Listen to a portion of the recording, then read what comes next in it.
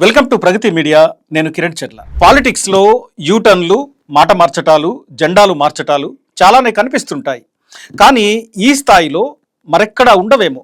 In my experience, only one leader, that is Narendra Modi, has done extremely good work. విన్నారుగా చంద్రబాబు నాయుడు మాటలు. ఒక్క 7 ఏళ్లు వెనక్కి వెళదాం. ఈ మాటలు విన్న తర్వాత 7 ఏళ్లు వెనక్కి వెళ్ళి ఆ రోజు ఇదే మోడీ గురించి చంద్రబాబు నాయుడు ఏమన్నాడో చూద్దాం. కుటుంబాలే చూసుకునే వాళ్ళు దేశాన్ని ఏం చూసుకుంటారని అడిగాడు ప్రధానమంత్రి. నేనేదో వాచ్మ్యాన్ అంటాడు, ఈయన వాచ్మ్యాన్ కాదు, దగాకోరుగా తయారయ్యాడు. నరేంద్ర మోడీ కరుడుగట్టిన ఉగ్రవాది, మంచివాడు కాదు. ఇది 2019లో చంద్రబాబు మోడీపై చేసిన విమర్శల్లో జస్ట్ ఒక శాంపిల్ మాత్రమే. ఆ రోజు మోడీని చీల్చి చెండాడిన చంద్రబాబు ఇప్పుడు ఆయన ఇంద్రుడు చంద్రుడు అంటూ పొగుడుతున్నాడు. అసలు నువ్వు తప్ప దేశానికి మరో దిక్కు లేదని ఆకాశానికి పైకి లేపుతున్నాడు. జస్ట్ పాదాభివందన చేయడం ఒక్కటే తక్కువ అనిపిస్తోంది. గట్టిగా చెప్పాలి, మోడీ మోడీజీ. ఇక పవన్ కళ్యాణ్ సీఎం కంటే నేనేం తక్కువ అన్నట్టుంది ఈయన పరిస్థితి. ఆయన్ని అనకూడని మాట్లాడుతూ ఉంటే నా గుండె కదిలించేసింది, నా కన్నీళ్ళు వచ్చినాయి, బాధ వచ్చింది. ఇది మరీ దారుణం అన్నట్టుంది కదా. ఇదే పవన్ కళ్యాణ్ గతంలో ఏమన్నాడో ఒకసారి చూద్దాం. కానీ మీరు మమ్మల్ని భయపెట్టి పాలిస్తానంటే ఎలా? మమ్మల్ని భయపడతామా? మేము భయపడతామా? ఎందుకు భయపడతాం? మేము ఎవరినైనా చూసి మేమేం తప్పులు చేశాం? మేము ఈ దేశ పౌరులం కాదా? ఇది ఏపీలో కనిపిస్తున్న పరిస్థితి. అసలు ఇవి రాజకీయాలా లేక పిల్లాటలా? వీళ్ళ మాటలు వింటే ఇట్లాంటి సందేహాలే వస్తాయి. ఎందుకంటే పూటకో మాట, రోజుకో స్టాండ్, ఏ ఎండకా గొడుగు, ఏ అవసరానికి ఆ వ్యూహం తప్ప వీళ్ళ మాటల్లో మరేదైనా కనిపిస్తోందా, వినిపిస్తోందా? ఒకప్పుడు ఒక నేతని తీవ్రంగా విమర్శించి కొంతకాలానికి ఆ విమర్శల్ని పక్కన పెట్టి దానికి భిన్నంగా మాట్లాడుతుంటే అవతలి నేతలో మార్పు అయినా వచ్చుండాలి, లేదా యువతలి వ్యక్తి అవసరాలైనా మారి ఉండాలి. Only one man is leading, one leader is leading. That leader is Narendra Modi ji. ఒకసారి లేటెస్ట్ ఈవెంట్ సంగతి చూద్దాం. భోగాపురం ఎయిర్పోర్ట్ ప్రారంభోత్సవం. అసలు ఎయిర్పోర్ట్ విషయానికి వస్తే దీనికైన ఖర్చు 5,640 కోట్లు. ఇందులో రాష్ట్ర ప్రభుత్వం 1,500 కోట్లు ఖర్చు చేసింది, మిగిలింది జిఎంఆర్ సంస్థ ఖర్చు చేసింది. కేంద్రం సింగిల్ రూపీ కూడా ఇవ్వలేదు. సరే, ఇవ్వకపోయినా పెద్ద తలకాయ కాబట్టి ప్రధాని ప్రారంభోత్సవానికి పిలిచారు అనుకోవచ్చు. పిలిచినందుకు గౌరవించవచ్చు, పంపొచ్చు, తప్పులేదు. లేదా రాష్ట్రానికి నిధులు బాగా వస్తున్నాయి అనుకుంటే, ఏపీ ప్రజలకు చాలా మేలు చేస్తున్నారు అనుకుంటే కాస్త పొగుడుదామన్నా తప్పులేదు. కానీ ఇక్కడ అలాంటిది ఏమి లేదు కదా. అసలు ఎయిర్పోర్ట్ కోసం చేసిందేం లేదు, ₹1 ఇవ్వలేదు, రాష్ట్రానికి 12 ఏళ్లలో చేసింది లేదు. కానీ చంద్రబాబు నాయుడు ఒకప్పుడు మోడీని విమర్శించే స్థాయి నుండి ఇప్పుడు ఈవెంట్ మేనేజర్ స్థాయికి దిగిపోయాడు.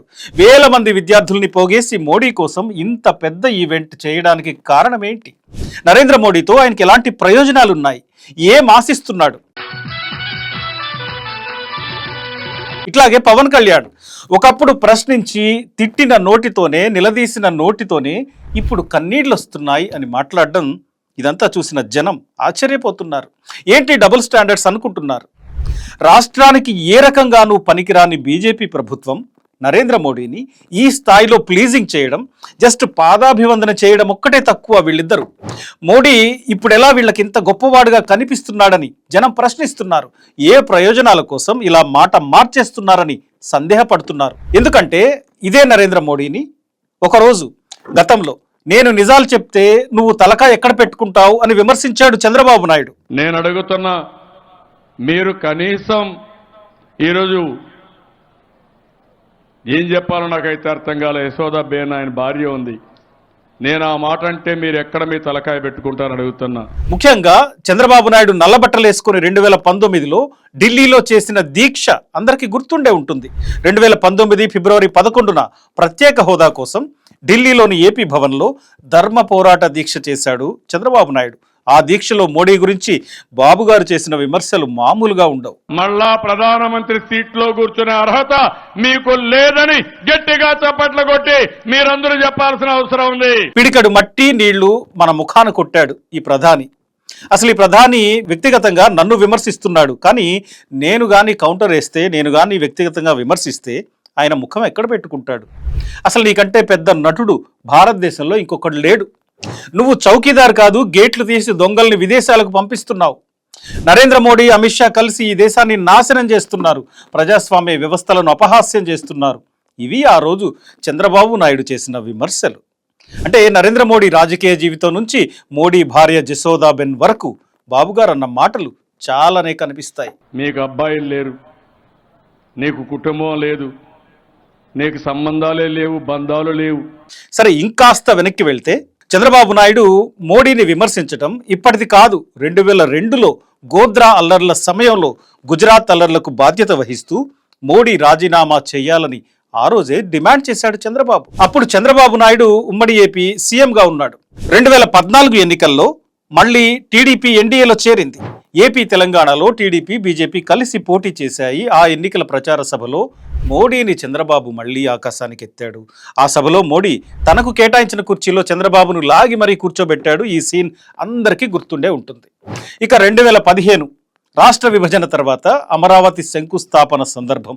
ఆ సభలో కూడా మోడీని చాలా పొగిడాడు చంద్రబాబు. రాష్ట్రానికి ప్రధాని మోడీ ఎంతగానో సహకరిస్తున్నాడని, తెలుగు జాతి ఎప్పుడు మర్చిపోదని, రుణపడి ఉంటుందని చాలా ప్రశంసించాడు. 2016లో డీమానిటైజేషన్ టైంలో కూడా సపోర్ట్ చేశాడు చంద్రబాబు. 2018లో సీన్ మారింది. ప్రత్యేక హోదా ఇవ్వడం లేదని ఎన్డీఏ నుండి బయటకు వచ్చిన తర్వాత చంద్రబాబు నాయుడు వెంటనే యూటర్న్ తీసుకున్నాడు. బీజేపీని వ్యతిరేకించే వాళ్ళంతా కలిసి పనిచేయాలని పిలుపునిచ్చాడు. మోడీపై తీవ్రంగా విమర్శలు గుప్పించాడు. కానీ 2020 తర్వాత మళ్ళీ సీన్ మారింది.